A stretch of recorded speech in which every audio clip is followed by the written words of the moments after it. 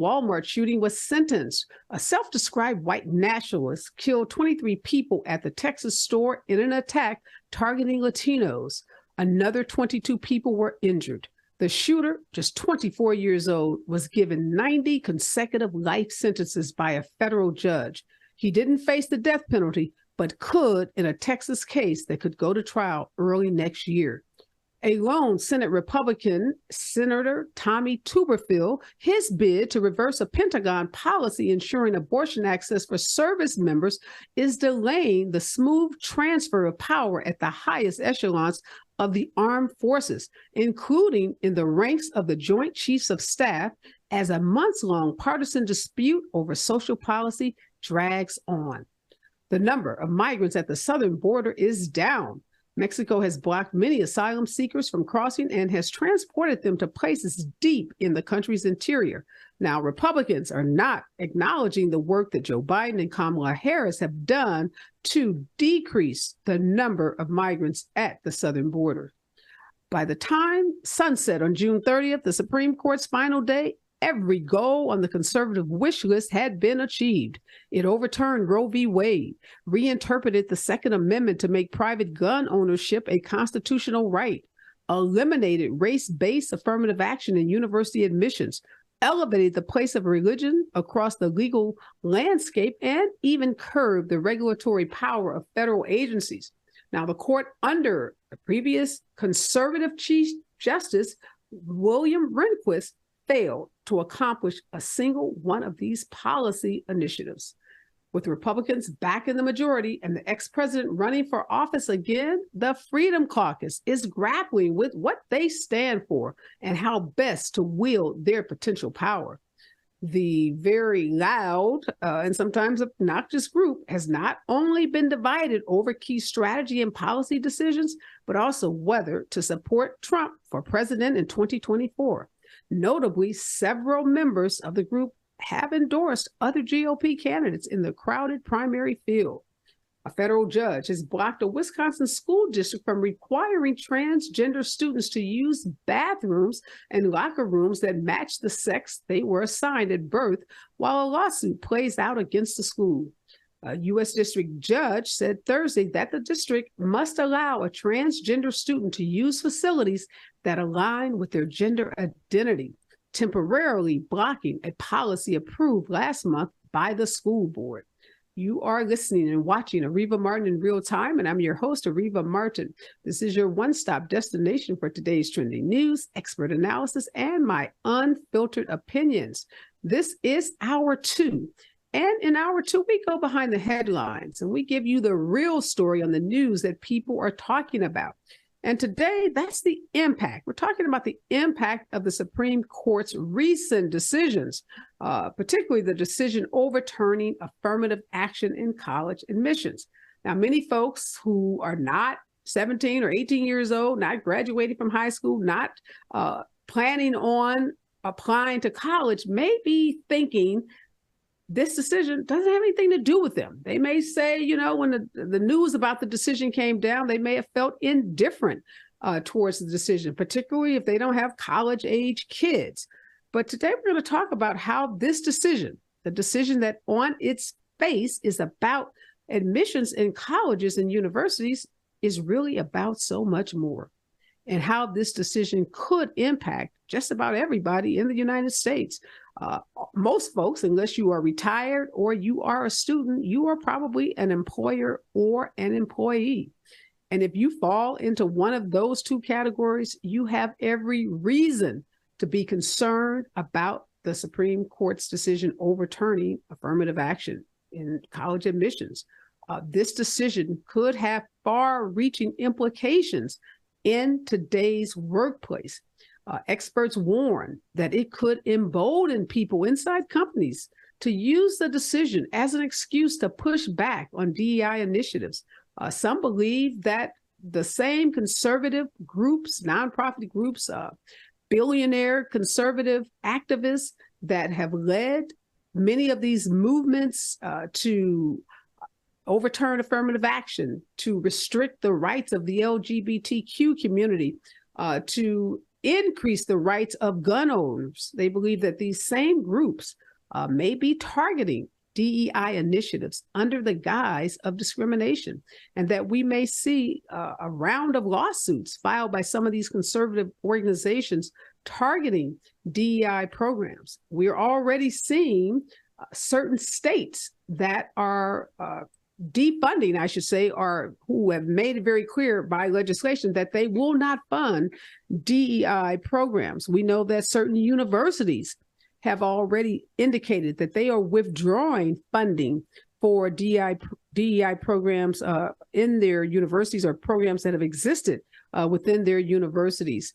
And we have also seen lots of folks in Hollywood, jobs that were created after the racial reckoning of the summer of 2020, following the murder of George Floyd, when we saw a lot of companies, making aggressive steps to increase their DEI departments, bringing in DEI directors and professionals. Many of those same companies have either fired those individuals, have reassigned them, or have substantially limited their power.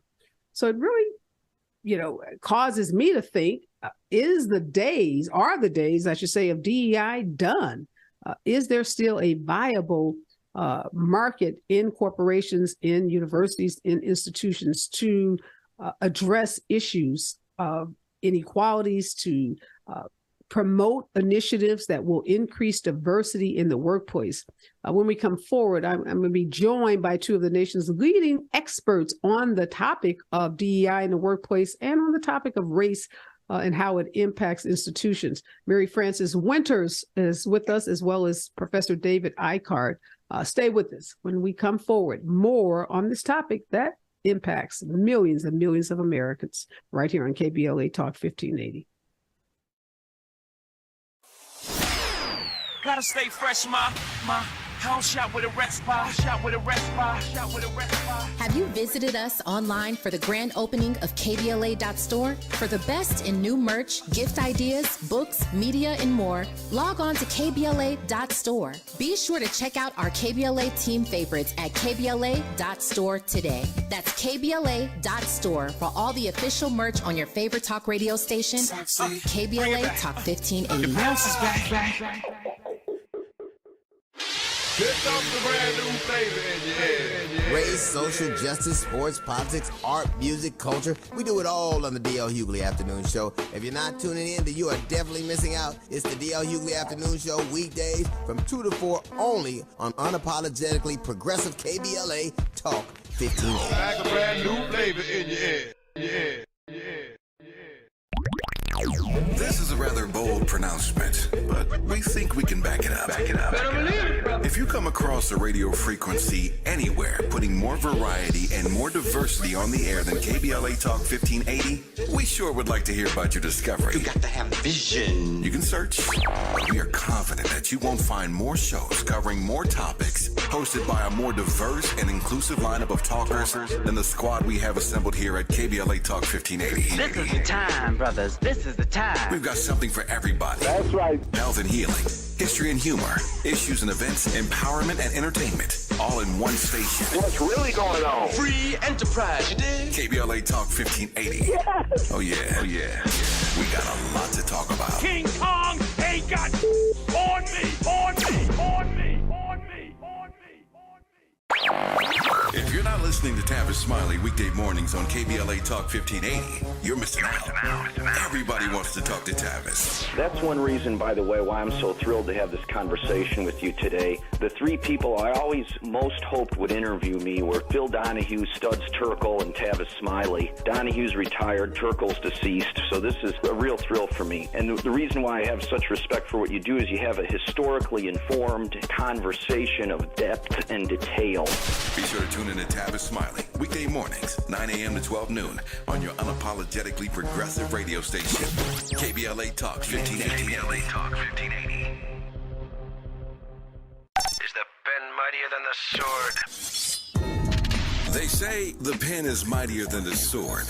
At KBLA Talk 1580, we not only have a lot to talk about, we have a lot to write about. politics, relationships, business, empowerment, and culture. The all-star roster at KBLA Talk 1580 has you covered. That's what it's all about. Be sure to follow us on all our socials for our latest book releases, op-eds, essays, and commentaries from our hosts. And, of course, download the KBLA 1580 app as we strive to remain your most trusted, credible, and reliable source for the issues you care about. This is unapologetically progressive. KBLA Talk 1580. What up, baby?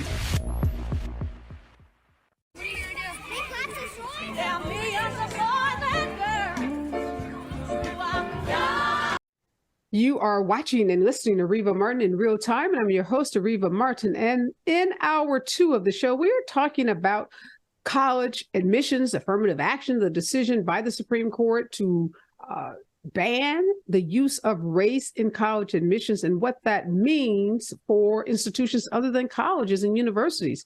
Now that the Supreme Court has declared affirmative action policies unconstitutional, questions are arising over whether the court's decision will affect diversity efforts in the workplace. Diversity, equity, and inclusion initiatives, otherwise known as DEI initiatives, have long been taken on by companies trying to diversify their employees and leaders. And we saw after the racial reckoning following the police killing of George Floyd in 2020, many more businesses committed to prioritizing diversity initiatives in hiring and retention. We even saw Chick-fil-A, a company long thought of as super conservative for its stance on LGBTQ issues, we saw them voice a commitment to diversity and create a new vice president role for DEI. But at the same time, in the last couple of months, we have seen Disney, Warner Brothers, the Film Academy, and even Netflix head of diversity. We've seen those companies' heads of diversity either leave the companies or, in the case of Warner Brothers, be laid off. Now, we know affirmative action, some say in higher education, is not the real deal. It's not the main event. It's not where the conservative right is really focused on. The main event, according to some, is the workplace. This is where you can impact, socioeconomic status. This is where Black folks can close the Black-white wealth gap. And this is the place that many folks think conservative rights are going to target next. Joining me to help us make sense of all of this is Mary Frances Winters. She's the founder and CEO of the Winters Group, a global diversity, equity, inclusion, and justice consulting firm that celebrates its 40th anniversary next year. And Professor David Ikard, he's a professor of African American studies at Vanderbilt University. He's also the author of a new book whose title I love. It's called Lovable Races, Magical Negroes, and White Messiahs. Welcome, Professor, and welcome back, my friend, Mary Frances. I want to start with you, Professor Ikard. Your book, although not specifically on this topic, obviously touches on so many of these themes. And I read that you were inspired to write the book after watching Tony Soprano on The Sopranos, a show that I love, about how masterfully the writing was and how the writers got us to overlook Tony Soprano's his violence, his homophobia, his racism, all the things that made him a gangster. The writers had us feeling sorry for Tony, giving him empathy, really feeling sorry that whenever he was in any kind of danger. So talk to us about the lessons we can learn from Tony Soprano as we try to make sense of what the Supreme Court has done on affirmative action and may do as it relates to DEI in the workplace.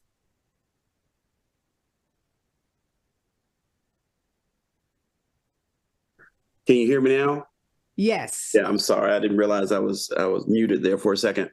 But the scene that you reference in The Sopranos is one in which the rival gang was using a black group of black hitmen to take out Tony Soprano to distract from the fact that it was actually them that was trying to take him out. And it's the closing scene of the particular episode. And Tony's getting in his car and he looks in the rearview mirror and he sees some men come up on the driver's side. Then he looks on the driver's side mirror and sees him coming up from the other side, and he manages to open the door and jam the gun and then shoot somebody else. And I remember I'm screaming, yeah, get him. And he's calling them moolies and N-words and all this kind of stuff. And I'm like, yeah. And then as the adrenaline, goes, I'm like, whoa, what just happened? Wait a minute. What did they? And I was in some ways intrigued and deeply disturbed by the fact that this narrative and this storyline had encouraged me to empathize with Tony Soprano as an everyman figure. Like, we are him. He's sensitive. He loves his mom. He's going through problems with his family. He's struggling with issues of morality. So they humanize what is essentially a monster, right? And to the extent to which you find yourself rooting for him. Oh, yeah. And when for every reason, Tony Soprano should go out, right? He's killed many people. He's a ruthless person. He's, like you said, he's a homophobe. He's a xenophobe. Any phobe you got, Tony had, right? Right. And the reason why that's so fascinating for me, even when we have these conversations about diversity, equity, and inclusion, is I've never been fond of the way that we talk about this, because we talk about like diversity and equity and inclusion as if that is actually the goal, without actually talking about why we have diversity, equity, and inclusion programs. It's because of white supremacy. But we can't say white supremacy. Why? Because it offends white people.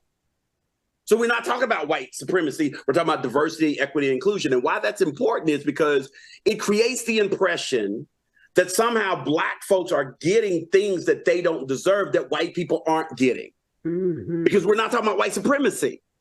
Because white supremacy, I was on that AP, I was one of the scholars on that AP group that put together African American Studies course, right? Right. And what I learned from the AP board as we were at that conference was that over 90% of the students that get accepted by the top 20 universities in the country, we're talking about all the Ivies, the Vanderbilts, the Dukes of the world, right? 90% of those students that get accepted to those universities come from just 3% of the high schools in the United States. Like, process that. So 3%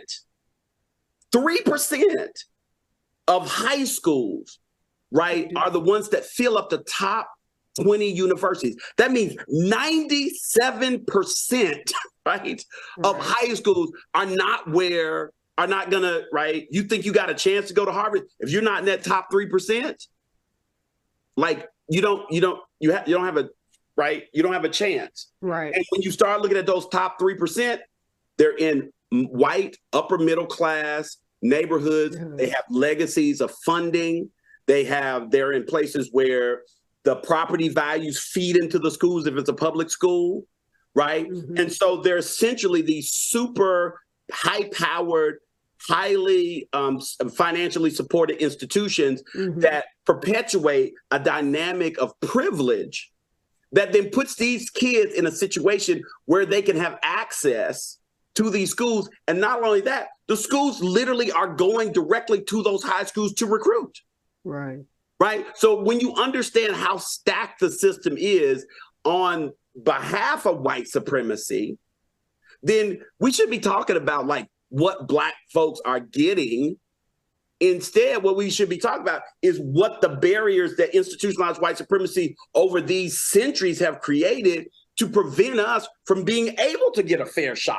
It would be great if my son was being judged on his merits. That would be fantastic. What Black person doesn't want that, right? But he's not. We live in a racist society, a white supremacist society. Right. Donald Trump, right, got the second most presidential votes in the history of presidential voting. The only reason he's not the president again is because Biden broke that record. So with all the xenophobia, the homophobia, the racism, all that stuff that he was spouting, all that toxicity, which was even worse than when he first ran, instead of depressing the turnout, instead of depressing the votes, it increased them significantly. Yeah, no, absolutely. And let me let you jump in here.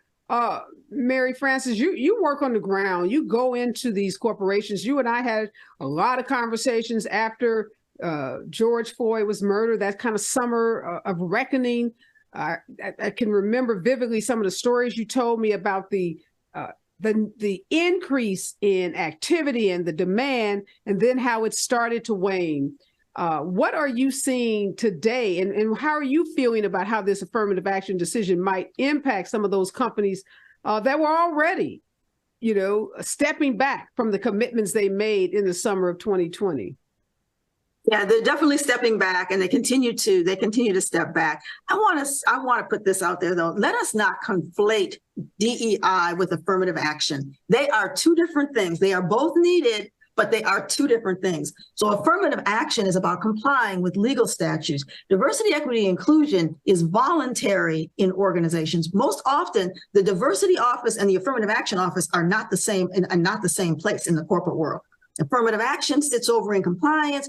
Diversity, equity, inclusion sits in a place, in HR. And if they've really been progressive, the chief diversity officer will actually report to the CEO. So there's all this evidence, all this research that shows that diversity actually enhances the bottom line. There have been studies, and specifically racial diversity. There have been several studies that have been done that show if you have more racial diversity in your organization, you are going to have better organizational outcomes. And let's be clear, the only reason that, I've been doing this work for 40 years now, we used to have to write these big, thick business cases. We talked about the business case for diversity. As soon as these corporations heard, there's some money to be made, on Black folks, because they're consumers and we're not really targeting them. If we do ads that like the cutest little monkey in the jungle, we're going to lose money because people are going to complain, because we're not being racially sensitive. So we need Black people so they can tell us, right? So a lot of the employee resource groups in organizations, right, they're now called business resource groups, because what they do is they help the business to understand the markets. And so the motivation for diversity, equity, and inclusion is about it's about capitalism. It's about making more money, right? So now the way that they get tied is that through affirmative action, that these are federal contractors who have 100 or more employees are required to take affirmative action based on Executive Order 11246, Lyndon B. Johnson, 1965, after the Civil Rights Act. They said, if you do business with the government, you have to set goals, not quotas. Quotas are illegal, but everybody talks about them being quotas. Quotas are illegal. So we want you to reach parity. We want you to correct harm. So affirmative action is really a reparations kind of thing. So you did all this harm all these years. Now we want you to correct that harm, and we want you to reach parity based on labor force availability, right? And so you look at those statistics and you say you've got X number of Black accountants out there. You should be matching, that number in your organization. That's what affirmative action is about. It's saying let's level the playing field. Let me just push back a little, Mary Frances. Everything you said is legally accurate. Obviously, the affirmative action decision was decided under Title VI of the Civil Rights Act, and discrimination in the workplace is under Title VII. So right. They're totally separate, but I don't think we should be so, I don't see it as black and white as you see it. And I don't think those conservative groups aren't going to find a way to conflate the two, because as I said, the name of the game is if we can prevent diversity in the workplace, we can continue to stifle economic growth of minorities, African Americans, and continue to widen this wealth gap that we see. So we do that if we can suppress the number of Black students that get into college. We do that if we can suppress the number of Black folks that get hired, the number of Black folks that get promoted in jobs. So I'm agreeing. No, let me finish. I'm agreeing with all of that. But so I gotta keep hope alive. I gotta have hope here. The hope that we have. Okay. Is, hold on to your hope. We're gonna take some other news and then talk about some sports and other things. So when we come forward, I want to talk about your hope. I want to get the professor to weigh in on, these groups that do see the workplace as, where the money is. That's where the money is, and how they might go after some of these DEI programs, even though technically, as you said, DEI is not affirmative action. Stay with us, KBLA Talk 1580. Gotta stay fresh, my house shot with a rest by, shot with a rest by, shot with a rest by. Have you visited us online for the grand opening of KBLA.store? For the best in new merch, gift ideas, books, media, and more, log on to KBLA.store. Be sure to check out our KBLA team favorites at KBLA.store today. That's KBLA.store for all the official merch on your favorite talk radio station, KBLA Talk 1580. The bounce is back. Here comes the brand new flavor in your head. Race, social justice, sports, politics, art, music, culture. We do it all on the D.L. Hughley Afternoon Show. If you're not tuning in, then you are definitely missing out. It's the D.L. Hughley Afternoon Show, weekdays from 2 to 4 only on unapologetically progressive KBLA Talk 1580. Like a brand new flavor in your head. This is a rather bold pronouncement, but we think we can back it up. If you come across a radio frequency anywhere putting more variety and more diversity on the air than KBLA Talk 1580, we sure would like to hear about your discovery. You got to have vision. You can search, but we are confident that you won't find more shows covering more topics, hosted by a more diverse and inclusive lineup of talkers than the squad we have assembled here at KBLA Talk 1580. This is the time, brothers. This is the time. We've got something for everybody. That's right. Health and healing, history and humor, issues and events, empowerment and entertainment, all in one station. What's really going on? Free enterprise, you dig? KBLA Talk 1580. Yes. Oh yeah. We got a lot to talk about. King Kong ain't got on me. If you're not listening to Tavis Smiley weekday mornings on KBLA Talk 1580, you're missing out.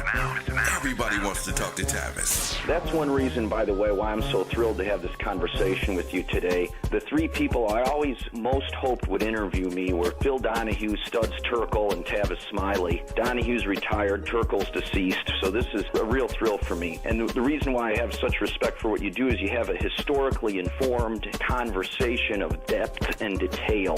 Be sure to tune in to Tavis Smiley weekday mornings, 9 a.m. to 12 noon on your unapologetically progressive radio station, KBLA Talk 1580. KBLA Talk 1580.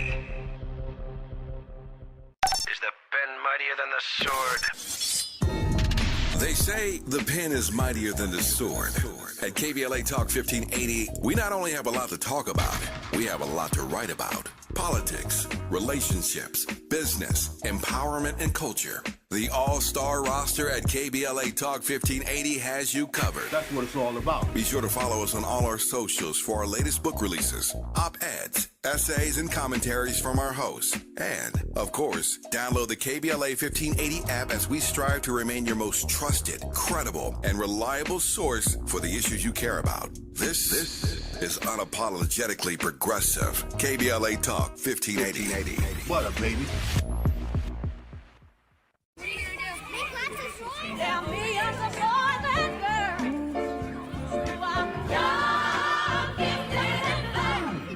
I'm young, gifted, and black. At KBLA Talk 1580, we do more than just talk. Hey there, I'm Jared Hill, president of the National Association of Black Journalists of Los Angeles, and I just want to say thank you for the benevolent $10,000 donation and scholarships for the next generation of black journalists. And I'm Haywood Galbraith, photojournalist and founder of the Minority Photojournalism Institute. Thanks, KBLA, for your generous $10,000 scholarship gift to help us train the next generation of black photojournalists. Congratulations to all the students who will benefit from the scholarship dollars raised at our Black History Month luncheon, honoring black legends in LA media. When we come forward at KBLA Talk 1580, we're bringing everybody with us. Everybody with us. Everybody with us. Everybody with us. Everybody with us. Connection established. Access granted. In a survey conducted by the public opinion research firm Eviderus, KBLA Talk 1580 consistently emerged as the station of choice for black audiences in the Los Angeles media market and beyond. The survey also revealed that the vast majority of black audiences are concerned about the lack of black-owned media and are more likely to listen to talk radio that focuses on issues that impact the black community. For some reason, the other talk stations haven't quite figured that out. If you think about KFI, well, KFI only has like a 3% black listenership. 3%. So there's a good 97% out there to support a station like KBLA. At KBLA Talk 1580, we've got your black. Your black. Your black.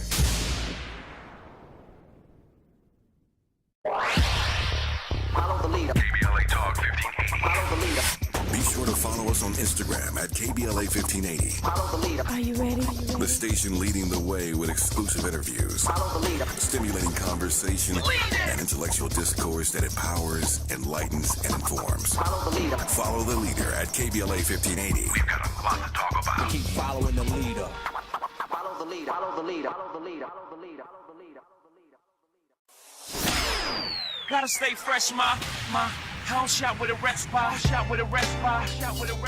Have you visited us online for the grand opening of KBLA.store? For the best in new merch, gift ideas, books, media, and more, log on to KBLA.store. Be sure to check out our KBLA team favorites at KBLA.store today. That's KBLA.store for all the official merch on your favorite talk radio station, KBLA Talk 1580. I'm back, and you are listening and watching Areva Martin in real time, and I'm your host, Areva Martin. In this hour, we are talking about the implications of the Supreme Court's decision overturning affirmative action in college admissions and what might it mean for the workplace. I'm joined in this hour by Mary Frances Winters, who's the founder and CEO of the Winters Group. She's been at this, working on equity, inclusion, and diversity for 40 years. And also joining her is Professor David Ikard. He's a professor of African American Studies at Vanderbilt University, and he has a new book out called Lovable Racists, Magical Negroes, and White Messiahs. Okay, Mary Frances, you said you are keeping hope alive. What are you hopeful about?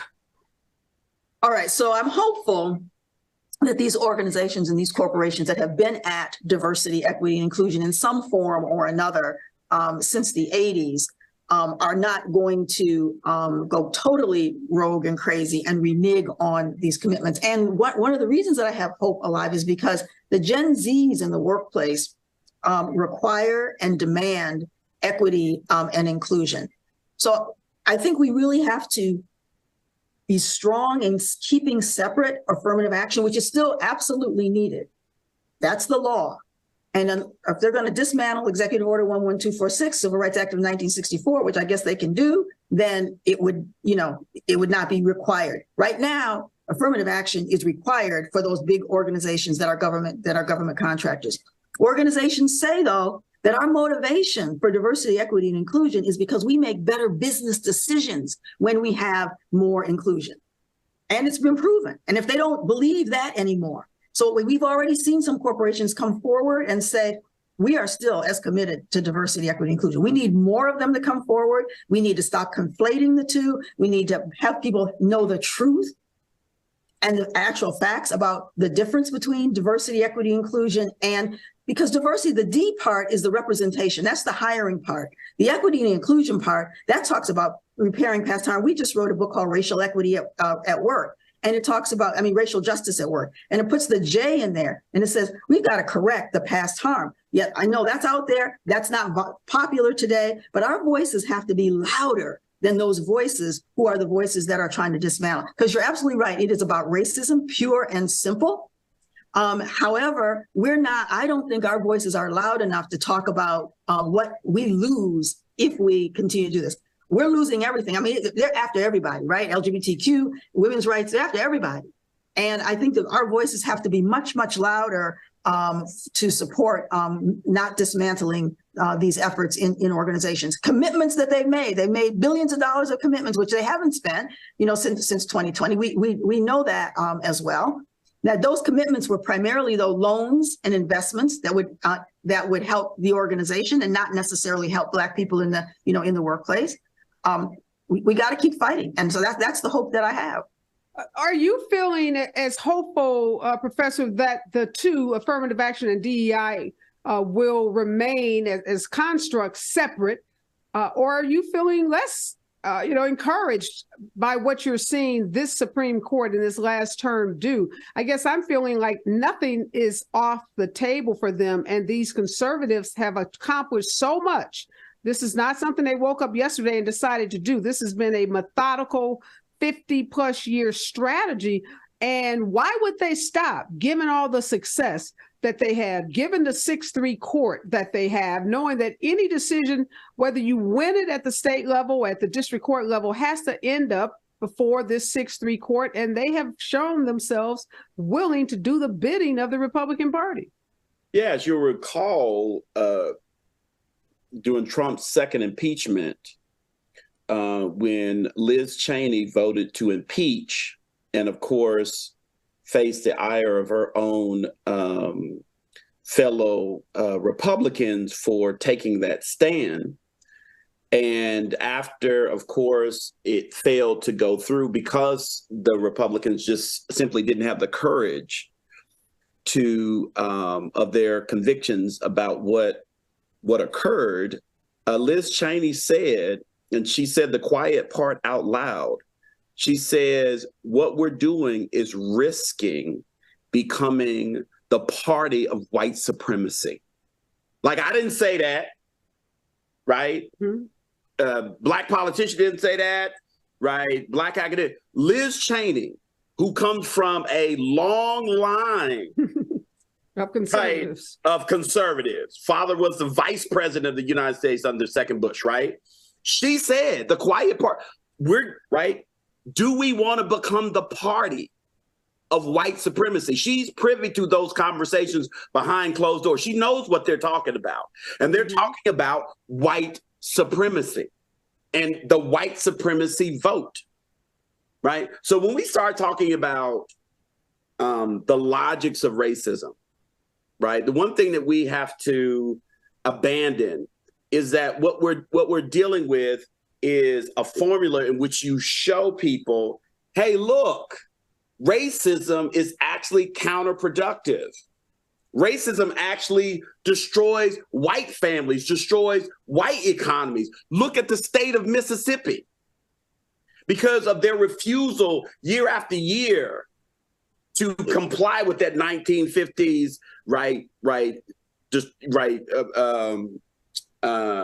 legislation that came down basically eliminating Jim Crow, because they refused to comply, shutting down schools, shutting down parks, right? That they emerged as having the worst educational system in the United States. And they're still at the bottom, right? Because of racism. And yet it still holds all of this capital, because racism is not about logic. It's about belonging. It's about tribalism, right? So people will literally go down to this with this sinking ship because the capital of whiteness gives them a sense of purpose. And so when we talk about how we are to combat this, first and foremost, Black folks have always been resilient. This is not new.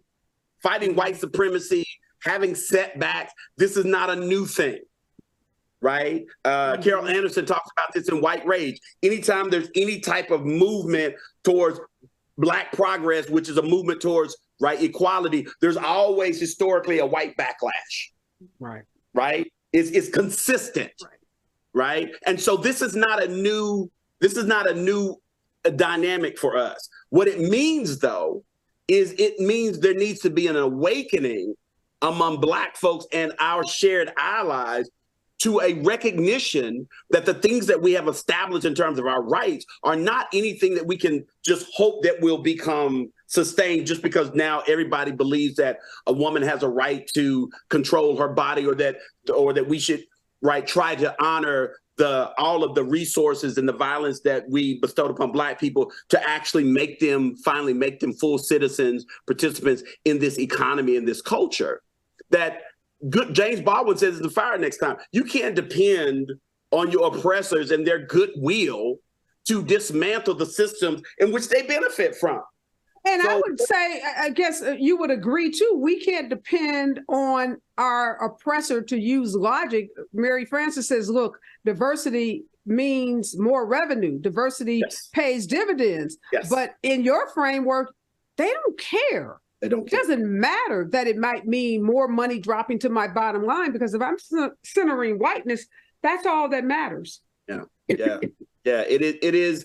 But now what I would say, though, is, and what we saw this with George Floyd, right? Because for decades, we've been trying to get rid of that Washington's Redskins name because it's overtly racist.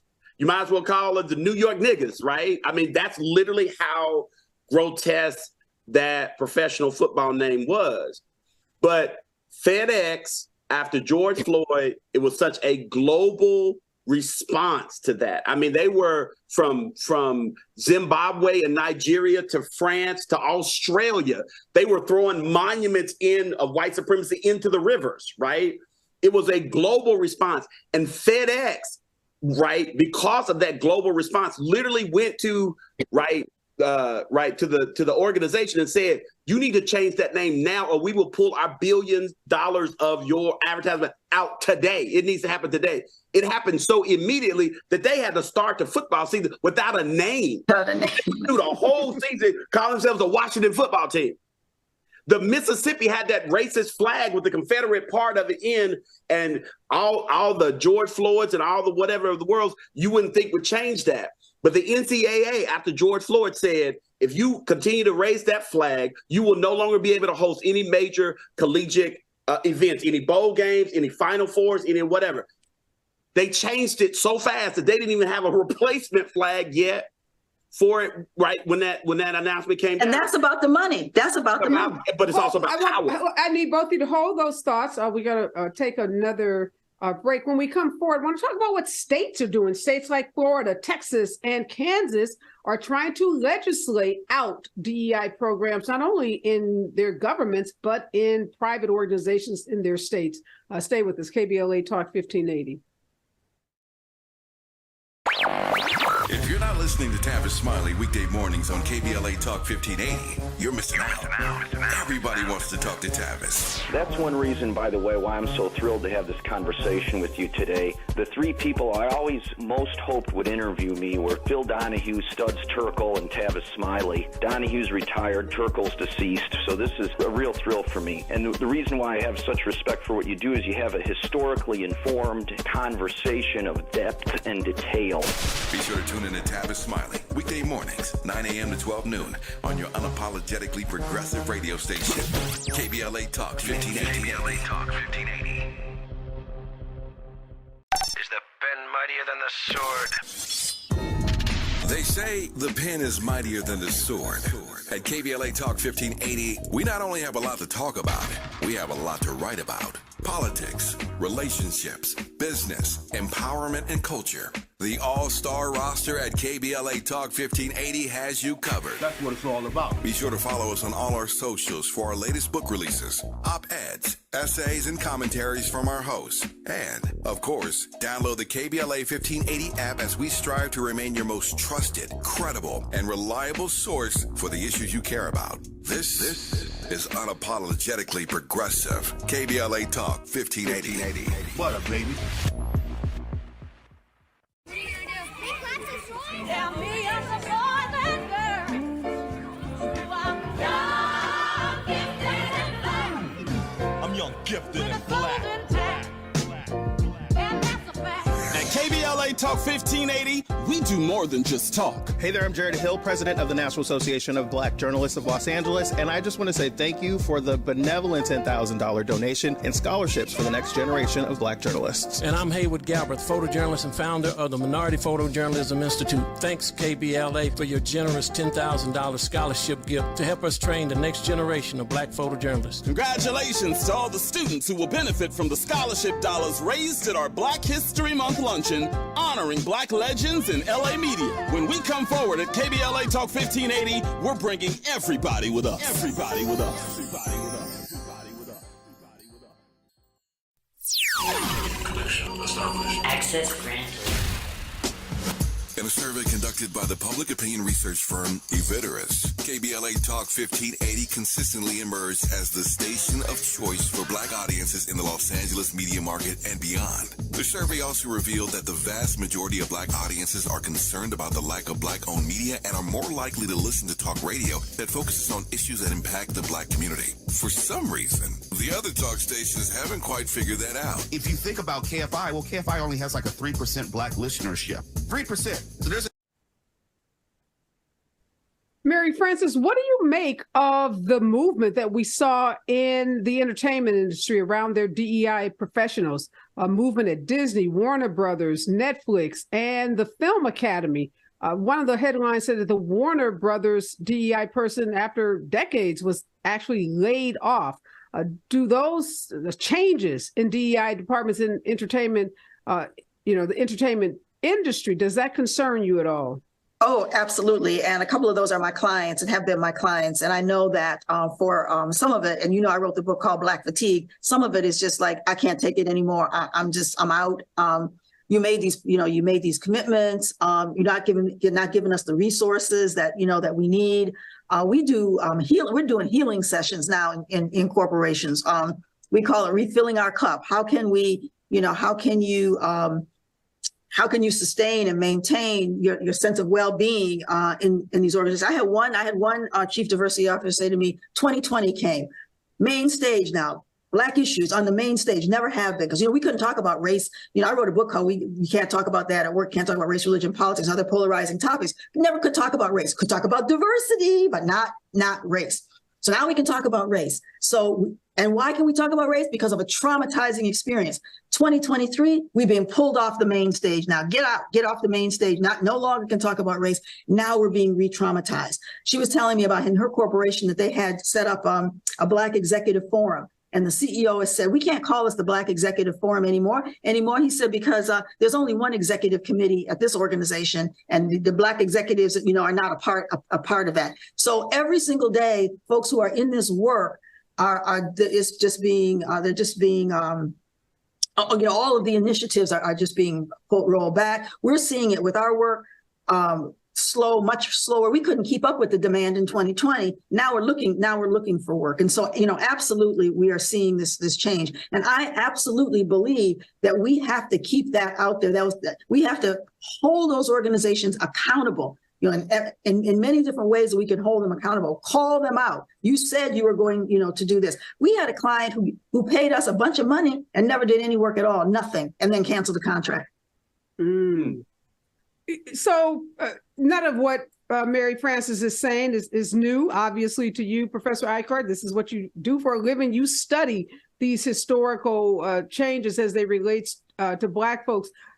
I guess I'm really concerned about what we're seeing at the state level. So this isn't just private entities like corporations. This isn't just universities, but we have states like Texas and Florida that are going after DEI programs, saying that they are going to defund, programs and even make it illegal in their state to promote certain kinds of programs. We have a Republican congressman who wants a bill passed that would make any kind of reparations actions coming out of the state of Texas, would ban those, would say you can't get financed if you engage in any kind of reparations action. So both at the state level, at the federal level, it seems like, we are just under attack. And yes, we have to be vigilant. Yes, we have to, lift our voices. But what else, from a historical standpoint, should we be doing, given how we have been here before? Man, that's a great question. I think one of the things that we have to call attention to is the ways in which Toni Morrison says race is about distraction, right? And it puts Black people in a position of always having to prove, right? Why do we need diversity? Why do we need equity? Why do we need, right? Instead of us saying, well, why do we need legacy admissions?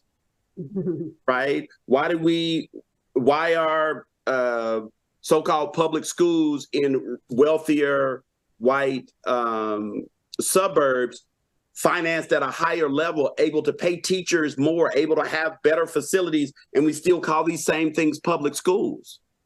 Why is 90% of these students coming from just 3% of the high schools? Why are you targeting these white elite high schools to fill up these major universities?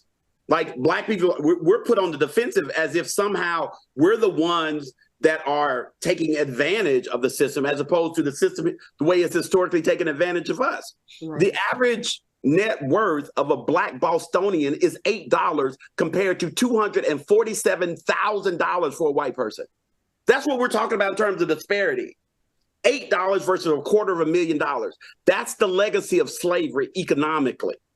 And so when you're in a situation where you have that type of disparity in terms of power and access, and yet we imagine that Black folks somehow are getting some benefit that becomes a problem. And then the other thing that I want to mention too is we have to stop with this people of color thing, right? One of the groups that pushed this affirmative action lawsuit is an Asian American group. Right. Right. And for a long time, Asian American group that's being funded by a conservative, right, that white conservative, right? And for a long time, and I'm not saying we shouldn't have solidarity with people of color, but we also should be talking about there are people of color who have white privilege. I lived in Miami. I could tell you about like brown people who exercised with precision, ruthless precision, white supremacy as brown people, right? And so it's very important, like when we start talking about equity and diversity and inclusion, also to be able to point out the nuances of this dynamic and stop pretending that we're all in the same boat. We're not all in the same boat.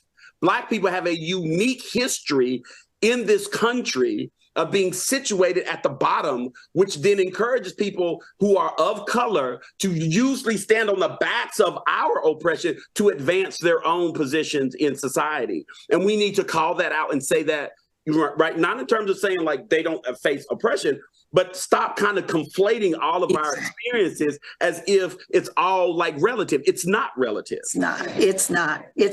And what happens is when you start talking about anti-Black racism, that's when you get shut down. Well, we just can't talk about Black racism. We need to talk about Asian racism. We need to talk about LGBTQ, and everything has to, but you can talk about LGBTQ separately. You can talk about gender discrimination separately. But as soon as you mention Black, you can't talk about that. That's right. That's so right. You're absolutely right. It's important that we own that, right? As Black folks, it's important that we own that, because the thing is, the society keeps telling us, oh, if you push back, then you're going to ruffle feathers, and it's going to cost you your promotion in this firm. It's going to cost you your position here in the corporation. It's going to cost you tenure if you're talking about an academic like me.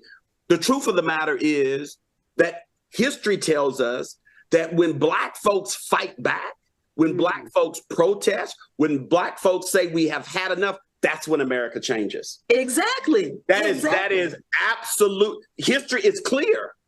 Right. Martin Luther King letter from a Birmingham jail.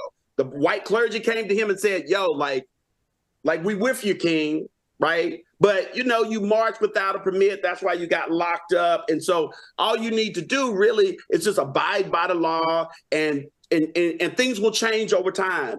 And famously, the famous retort by Martin Luther King was, time doesn't change people. People change people. And historically, right, when a law is not just, it's not a law that we should abide by. Right. Yep. And so we got to push, we got to, like what the sister said, there has to be, when these companies, these universities, institutions say, oh, we believe in equity and diversity, we got to hold their feet to the fire. Right. Remind them of what they said. Remind them that we're not just along for the ride, but we are integral parts of these institutions. We help these institutions run. We are the brain trust of many of these institutions. We're not there just to look pretty or because somebody hooked us up. Right. And so that part, that protest part, that resistance part, that vocal pushback has to be part of what I see as a new civil rights movement, because it is getting urgent. It's getting urgent. And the only reason we got our moment in time in 2020 was because of the protests. That's right. The only reason all these corporations came forward and put out all these statements. And one didn't want to outdo the other from a public relations perspective, say, oh, XYZ company put out a statement. I guess we need to put out a statement too. And they were ill-conceived, that they didn't know how in the hell they were going to actually make good on whatever that they said. And now they're not making good because they had no plan. And they didn't really plan to make good. Yeah, they just planned to issue a statement. Well, we're out of time. Want to thank both of you. A really enlightening conversation. I'm a lot smarter. Our listeners and viewers are a lot smarter, I'm sure, because of this conversation. This is an issue, obviously, we are going to be tracking. I know that there is a white conservative organization somewhere that's recruiting white folks in the workplace to file an action to challenge diversity, equity, and inclusion programs in corporate America, because that's the next frontier. We can see it coming. I'm a civil rights lawyer. I'm an employment lawyer. White folks, that white woman that won that case against Starbucks you know, I don't know what you want, $20 million lawsuit. $26 million. $26 million lawsuit. That's all they needed. There's inspiration enough. There's the model. So we'll definitely continue this conversation, have both of you back, Professor. But they're already there. They're already in the corporations. They're already in there. They're there. Absolutely. Thank you so much, Mary Frances Winters and Professor David Ikard. The next voice that you hear will be Robin Ayers and the Raw Report right here on KBLA Talk 1580. Don't touch your dial. Here comes the brand new flavor in your head. Race, social justice, sports, politics, art, music, culture. We do it all on the D.L. Hughley Afternoon Show. If you're not tuning in, then you are definitely missing out. It's the D.L. Hughley Afternoon Show, weekdays from 2 to 4 only on unapologetically progressive KBLA Talk 1580. Like a brand new flavor in your head. This is a rather bold pronouncement, but we